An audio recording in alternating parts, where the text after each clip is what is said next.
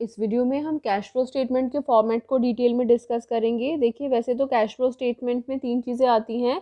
Number 1 cash flow from operating activities, number 2 cash flow from investing activities and number 3 cash flow from financing activities. अभी पहले हम operating activity discuss करेंगे। अगर हमें cash flow from operating activities समझ में आ जाता है तो वो हमारी कैश फ्लो स्टेटमेंट का 70% है। 70% पोर्शन जो है वो हमारा ऑपरेटिंग एक्टिविटीज़ से कवर होता है।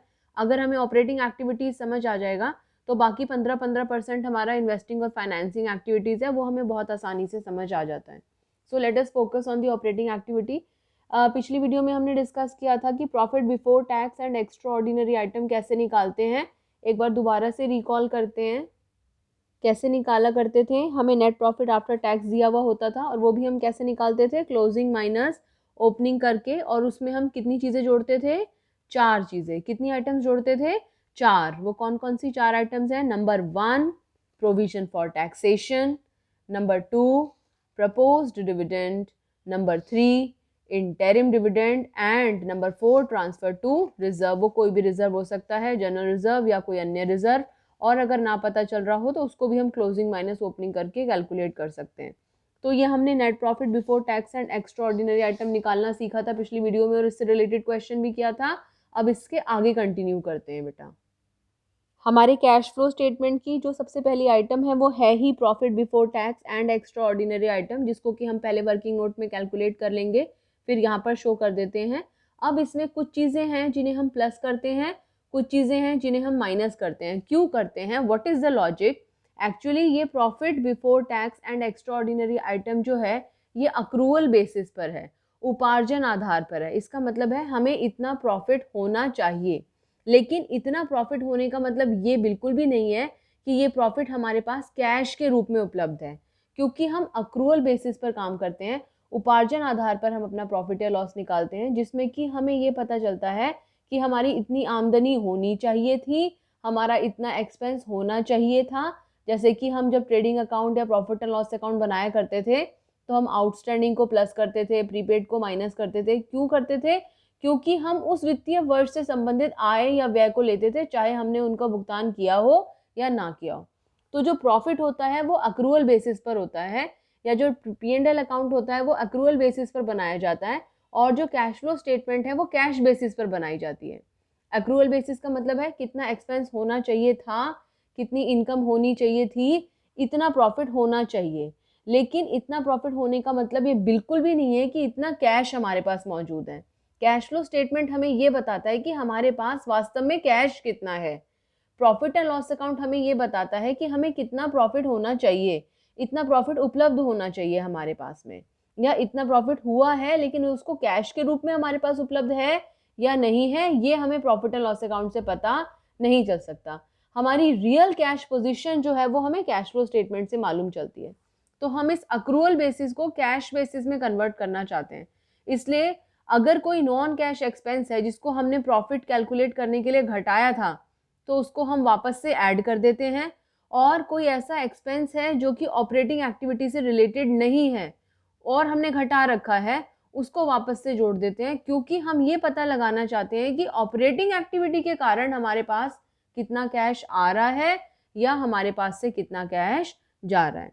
So profit before tax and extra ordinary item हम यहाँ पर लिखते हैं, और अब इसमें हम क्या प्लस करना शुरू करते हैं, non cash and non operating expenses. क्या ऐड करते हैं हम इसमें, non cash and non operating expenses. Non cash expenses कौन से, वे एक्सपेंसेस जो हमारे लिए एक्सपेंस तो हैं लेकिन उनके बदले में हमारे पास से कोई भी कैश नहीं जा रहा है, जैसे कि डेप्रिसिएशन। नॉन ऑपरेटिंग एक्सपेंसेस वे एक्सपेंसेस जो कि हमारे एक्सपेंस तो हैं लेकिन वो हमारी परिचालन क्रिया से संबंधित नहीं है। फॉर एग्जाम्पल इंटरेस्ट पेड, अगर हम ब्याज का भुगतान कर रहे हैं, इंटरेस्ट पे कर रहे हैं किसी को, वो हम इसलिए पे कर रहे हैं क्योंकि हमने ऋण लिया हुआ है, और ऋण का मतलब डिबेंचर्स या लोन, ये हमारी फाइनेंसिंग एक्टिविटी का हिस्सा होते हैं। तो नॉन कैश और नॉन ऑपरेटिंग एक्सपेंसेस जिनको कि हमने यहाँ से घटाया था, प्रॉफिट में से घटाया हुआ था, अब हम उनको वापस से ऐड कर रहे हैं क्योंकि हम प्रॉफिट को कैश में कन्वर्ट करके देखना चाहते हैं कि एक्चुअली हमारे पास कितना कैश आया है या कितना कैश गया है। सो नॉन कैश और नॉन ऑपरेटिंग एक्सपेंसेस को प्लस करते हैं। अब ये नॉन कैश और नॉन ऑपरेटिंग एक्सपेंसेस कौन कौन से हो सकते हैं, इनको याद करने का तरीका, पेप्सी, पीके, दिलवाले दुल्हनिया ले जाएंगे माइनस इन प्लेन। तो PPIDDLG, ये जी को हम ज के नाम से पढ़ेंगे यहाँ पर। नाउ पी से प्रोविजन फॉर डाउटफुल डेट, दूसरे पी से premium on redemption of debentures, I से इंटरेस्ट पेड, डी से डेप्रिसिएशन, अगले डी से discount on issue of debentures, L से loss on sale of fixed assets, and G stands for goodwill written off, patents written off. कोई भी चीज़ जिसको हम right of कर रहे हैं, कोई इनटैंजिबल फिक्स्ड एसेट है, उसके लिए हम यहाँ पर रिटर्न ऑफ या राइट ऑफ या अमोर्टाइज्ड इन शब्दों का इस्तेमाल करते हैं। तो ये तो हो गई वो चीज़ें जिनको हमें प्लस करना पड़ता है। पेप्सी, पीके, दिलवाले दुल्हनिया ले जाएंगे, provision for doubtful date, premium on redemption of debentures, interest paid, depreciation, discount on issue of debentures, loss on sale of fixed assets and goodwill written of. इनमें से प्रोविजन और प्रीमियम हमें कम बार मिलता है, डिस्काउंट हमें कम बार मिलता है, उसके अलावा ये कुछ चीज़ें हैं जो हमें बार बार देखने को मिलती हैं, इसे नोट कर सकते हैं। ऐसे हमने नॉन कैश और नॉन ऑपरेटिंग एक्सपेंसेस को प्लस किया है, बिल्कुल ऐसे ही नॉन कैश और नॉन ऑपरेटिंग इनकम को हम करेंगे माइनस, क्योंकि प्रॉफिट निकालने के लिए हमने उन्हें प्लस किया हुआ था, पर हम देखना चाहते हैं कि ऑपरेटिंग एक्टिविटी की वजह से कितना कैश आ रहा है। अगर वो कोई ऐसी इनकम है जिससे हमें कैश नहीं आ रहा है, या फिर अगर कोई ऐसी इनकम है जो हमारी ऑपरेटिंग एक्टिविटी का भाग है ही नहीं, तो उसको हमें यहाँ नहीं लेना है। इसलिए हमें उस इनकम को, क्योंकि वो इस प्रॉफिट का हिस्सा है, इसलिए हमें उसको यहाँ से घटाना पड़ेगा। हमें देखना है कि ऑपरेटिंग एक्टिविटी, खालिस ऑपरेटिंग एक्टिविटी की वजह से हमारे पास कितना कैश आ रहा है। तो इसलिए उसी के नीचे से हम माइनस कर देंगे non cash and non operating income को, minus IP. IP stands for interest received. अगर हमको इंटरेस्ट रिसीव कर रहे हैं, ब्याज क्यों मिल रहा है, क्योंकि हमने पैसा कहीं पर इन्वेस्ट किया हुआ है, पैसा इन्वेस्ट किया है, so that is a part of investing activity. ऐसे ही profit on sale of fixed asset, कोई एसेट है, कोई स्थायी संपत्ति है, उसको बेचने से हमें प्रॉफिट हो रहा है, that is also not a part of operating activity, investing activity का हिस्सा है, वहां पर हमने जोड़ घटा उसको कर लिया है। सो नॉन कैश और नॉन ऑपरेटिंग एक्सपेंसेस को किया प्लस, नॉन कैश और नॉन ऑपरेटिंग इनकम को किया माइनस।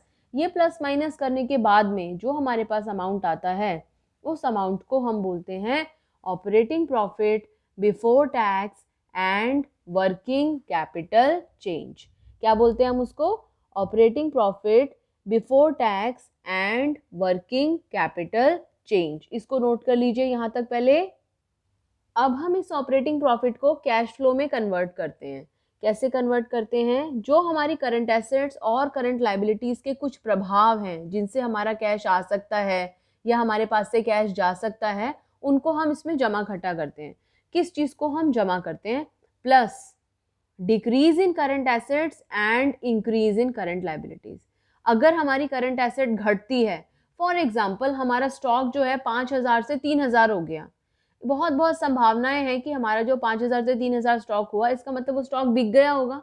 यदि वो स्टॉक बिका तो हमारे पास में कैश आया होगा, इसलिए हमने कहा डिक्रीज इन करंट एसेट, इस वजह से हमारा कैश बढ़ेगा, हम यहाँ पर उसको प्लस में शो करेंगे। बिल्कुल ऐसे ही increase in current liability, for example हमने कोई शॉर्ट टर्म हमने कोई लाइबिलिटी रेज कर ली जिससे हमारे पास पैसा आ गया, तो डिक्रीज इन करंट एसेट और इंक्रीज इन करंट लाइबिलिटी के कारण हमेशा हमारे पास कैश आता है, इसलिए हम इसको कर लेंगे प्लस। ऐसे ही माइनस के लिए बिल्कुल इसका reverse, increase in current assets and decrease in current liability. Increase in current asset का मतलब क्या है? फॉर एग्जाम्पल हमारा स्टॉक 2,000 से बढ़कर 6,000 हो गया। क्यों बढ़ा हमारा स्टॉक? इसका मतलब हमने स्टॉक को परचेज किया होगा।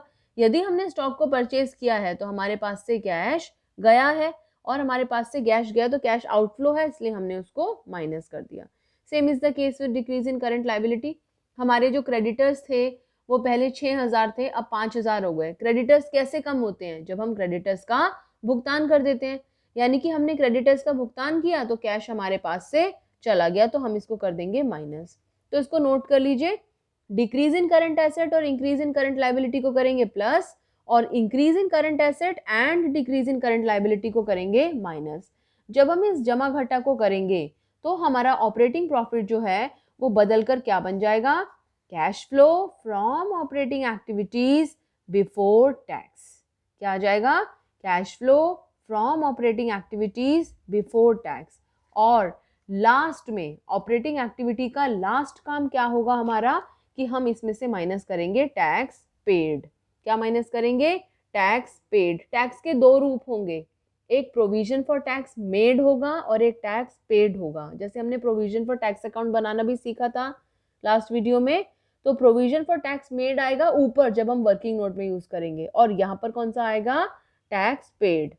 जैसे ही हम cash flow from operating activities before tax में से टैक्स पेड को माइनस करेंगे, हमारा आंसर आ जाएगा cash flow from operating activities after tax. और इसी अमाउंट को हम यहाँ बाहर वाले कॉलम में लिख देंगे।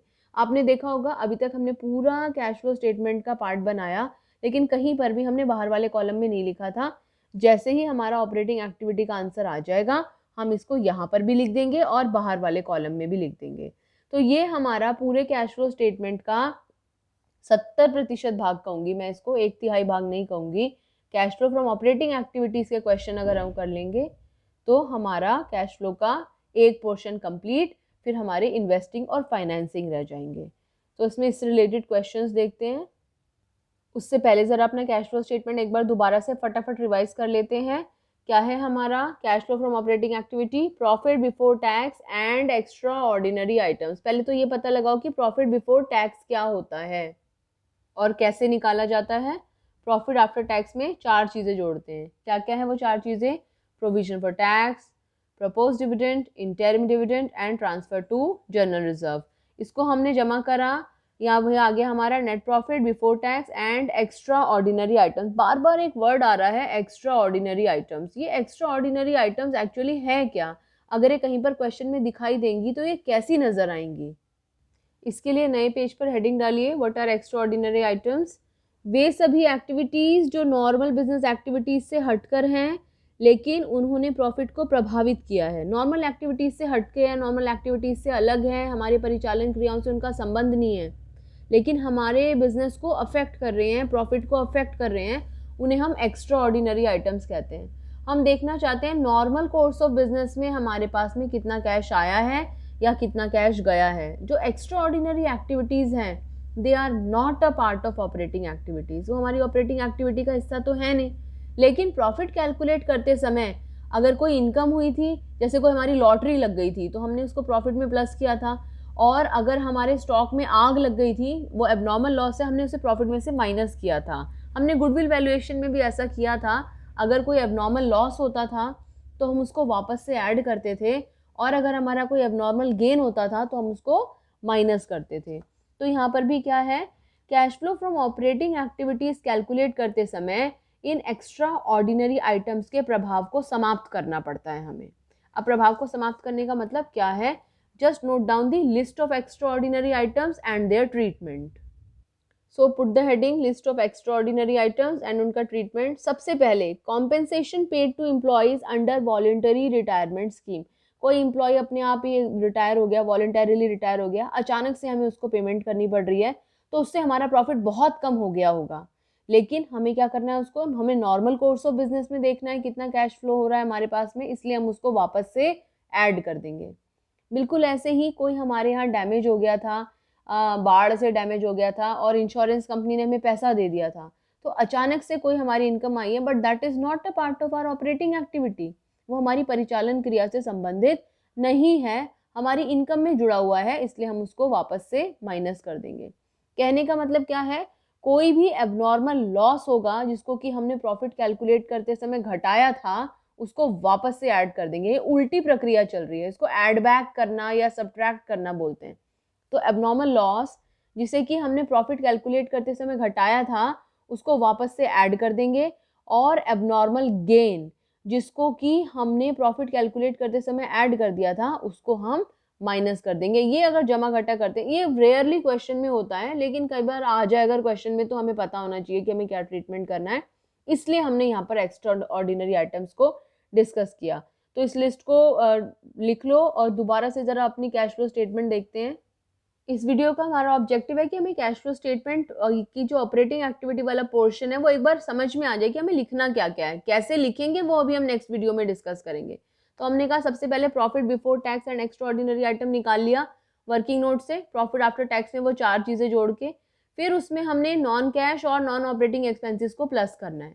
नॉन कैश और नॉन ऑपरेटिंग एक्सपेंसेस कौन कौन से हैं? पेप्सी पी के दिलवाले दुल्हनिया ले जाएंगे, P stands for provision for doubtful date, P stands for premium on redemption of debentures, interest paid, depreciation, discount on issue of debentures, loss on sale of fixed asset and goodwill written off।